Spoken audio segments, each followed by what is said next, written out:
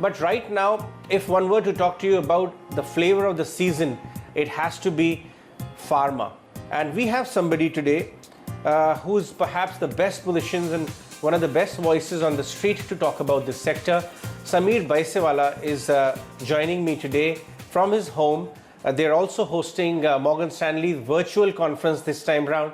Samir, I always enjoy chatting with you, but this one is a unique one, the virtual conference which you guys are having. How's the interaction with your clients, especially now that pharma space is back in focus after almost a gap of 5-6 years? Good afternoon, everyone, and thanks, Ajay, for your kind words. So indeed, our virtual conference is going on pretty nicely. We are seeing a fair bit of interest, both from the corporate side as well as from the investor side. All sessions are going full. And you're right that pharma sector, after having had very tough last 4 to 5 years, finally in 2020 has made a good comeback. The sector in general is up 25-30% versus market being down 20%. So it's about 50% outperformance that we have seen so far. But Ajay, let me just take a step back to say that things which are going wrong last 3 to 4 years are the ones which are now completely going to reverse as we go forward. First of all is the earnings upcycle. And so we are going to see a multi-year earnings recovery. This is going to come on the back of recovery in the base business. B, some very nice, substantive product launches as we go forward. And the second point here is that the FDA scrutiny, which was very tight last 3 to 4 years, is now getting much better for these companies, and more sites are getting cleared. And final thing is a starting point of valuation, which was at the beginning of the year quite good. So these are the factors which are going into play as the pharma sector outperforms in the months ahead.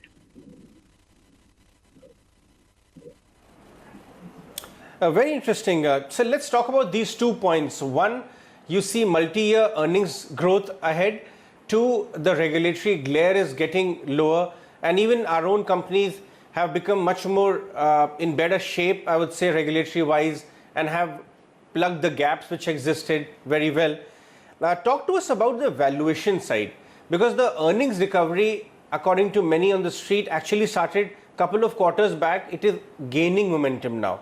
Meanwhile, the overall weight representation is also increased. So it's kind of a consensus trade. Sure, it may have more room on the upside. But how do you see valuations, and how do you see eagerness of institutional money to get back here, which had completely, I would say, fled the scene in the last 4-5 years?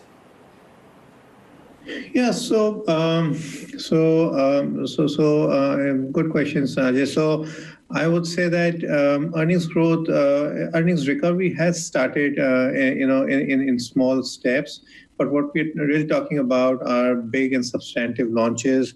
It could be inhalers, it could be specialty ramp up in the US, and then the base business, which is both US, which was earlier facing a lot of price erosion, is now much more stable, and the domestic. So all of these are going to play. So companies can easily deliver 18 to 20% CAGR for next 3 to 4 years. That's a sort of a visibility that we have.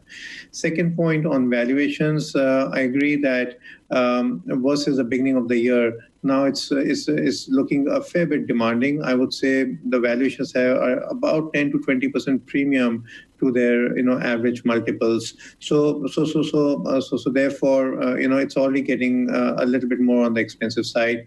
And final point is the institutional positioning. There I would say that pharma represents a very small part of the market. So it's about 4 to 5% of the overall market.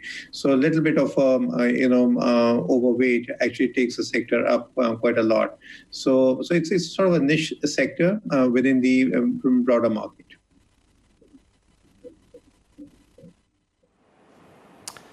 Samir, let's talk about the universe you look at. There is a very good mix of Indian pharma companies. The large ones, of course, catering purely to US exports. Then there are domestic-centric ones. There is an emerging, section of Indian pharma working towards API, which also get benefited from, global supply chains shifting base to India. Talk to us a little bit about what kind of opportunities lie ahead in these various, some biosimilar opportunities as well, and where are you most overweight if one were to take 2 to 3 year call?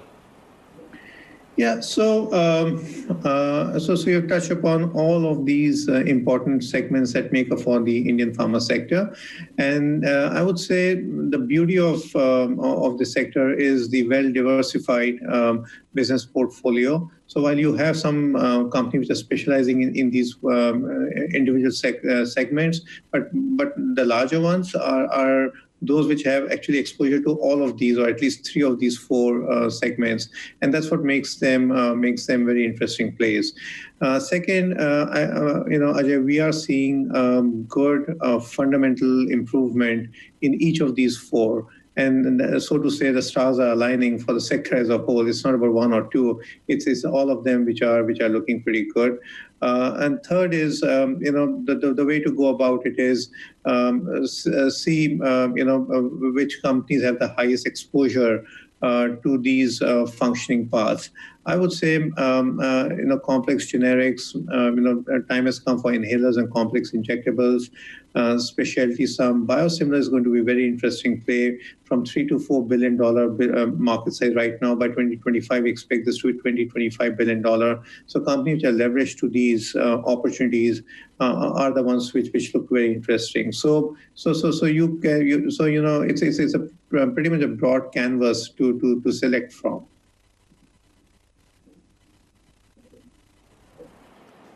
Samir, there is also an argument on the street that certain companies which have reasonable exposure to domestic market, their over-the-counter products or certain part of the portfolio will soon be seen almost as a consumer kind of a multiple.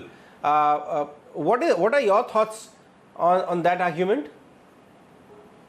So, as you know, the domestic business is probably 3 components. One is a branded generic, the other is unbranded, and third is a OTC. And I would say OTCs and the latter 2 are probably the smallest part of the exposure. So 80-85% is really coming from the branded generic part. And given the huge underpenetration of drugs in this country, we think this is going to be multi-year, I would say even a couple of decades of growth ahead of them. India has a very young population, 27 years of median age. So as the population ages, there will be more demand. And then there is affordability factor. As a per capita income doubles and quadruples over the next so many years, and people get more careful about their health and wellness. So therefore, we think that a double-digit growth is there for the industry as a whole for next several years. So that's the starting point. And within this OTC, you're right.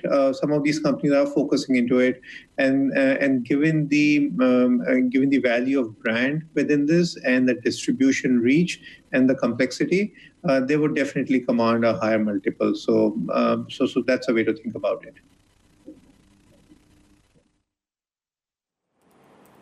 Right. It'll be unfair to discuss healthcare space and not discuss the diagnostic space, the hospital space, which perhaps because of COVID as well, got an additional tailwind. But otherwise, too, hospitals were coming out of their 6-7 year hibernation, and interestingly, a lot of funds were starting to look at it. How are you looking at this entire pocket of the healthcare space, the diagnostics and hospitals? Yeah, so this is, so diagnostics is relatively new on the capital markets, but a very fundamentally sound industry, I would say. Looking again, it's a play on India's investment in healthcare and people's investment in their own health over next 2 or 3 decades. So it's a great play on that. And hospitals too, you're right. Last 4 years, 5 years were challenging because the capex were high. They were expanding the capacities. Balance sheets were getting stretched. And when these new hospitals, new beds do come, gets operationalized, companies look at 3 years at least of losses and cash burn. So now we were getting into the reverse cycle where the capex had minimized. balance sheets were actually improving a lot. Companies had sweated some of these assets to pay down the debts, and there was a massive EBITDA upcycle. So we had started on that trend when the pandemic hit us, and so therefore it's a hiatus, not for too long. My guess is 2 quarters or 3 quarters, and we should be back on that growth trajectory. So if one has to take a 1 to 3 year view, I think this theme will continue to play out. Just on diagnostics, I must add that it's a great play on the brand, on the quality of testing, on the consistency, and it's a very low capital intensive business model with the underlying growth, which should typically be 1.5 to 2 times India's any country's nominal GDP growth rate. So therefore, it's a good place to be in. So we are fairly fundamentally positive on the healthcare services side, both of them combined. Right. My last question, Sameer, to you is from the property side. Well, we all know property is in the middle of a very big storm. The developers, of course, are grappling with low demand, standing inventories, and very difficult working capital.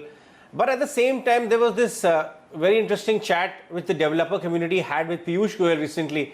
I'm sure you must have caught that, where Mr. Minister urged them to cut prices sharply in order to clear the inventory. What are your thoughts? What will determine the health of these guys, and which are the kind of companies which will do better in the property space despite of overall challenging environment? Yeah, so you're right. The pandemic has hurt the industry a fair bit, which was anyway struggling for the last 2 or 3 years since demonetization and then GST and then RERA. So it was very hard for it to come out, and then came this pandemic. So it's been one after the other. But having said that, I think some of this is actually very good for the industry from a reform standpoint, and should play out not over next few months, but over next few years. It balances out the power between the developer and the consumer. So that's the bit of a backdrop where we are coming from now. What pandemic has done is delayed the recovery in residential by, my guess is, 2 to 3 quarters. Office space remains very resilient. Company are reporting 90 to 95% rent collections. Now we're talking of grade A offices with MNC tenants. Retail is in a deep pain. So that's what the pandemic has done. But if you go forward, we think that the residential contours of recovery could be affordable, mid-income, and then at the end would be the luxury segment. But if Ajay, I must hasten to add 2 points, that the big 2 structural trends that we must not lose sight of. One is that the affordability has never been better. It may seem a little counterintuitive in the current environment, but that's true in the sense that property prices are flat for the last 4 to 5 years, may have actually come down 10-15%, and the incomes have gone up 25-30%. So, and also the mortgage rates have been cut 300 basis points or so. So that makes the affordability a lot better. So as when the sentiment comes back and the economy comes back, I think there's a pent-up demand and a structural demand that should play out. And second is the consolidation in the industry. You're right that there would be weaker players or players with the weaker balance sheets. They would fall by the wayside, and therefore the branded guys or the listed guys or the big organized sector, that should be beneficiary even if the pie shrinks a bit. So that's the way to think about the recovery in the property sector. As far as the stocks are concerned, I should go for those which have healthy balance sheet and a good asset turnover visibility.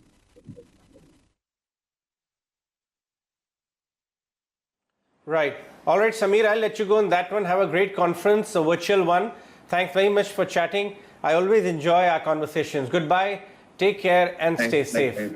You too. That was Sameer Baisiwala of Morgan Stanley. Talked to us about the pharma space and also the property space, which he tracks very closely.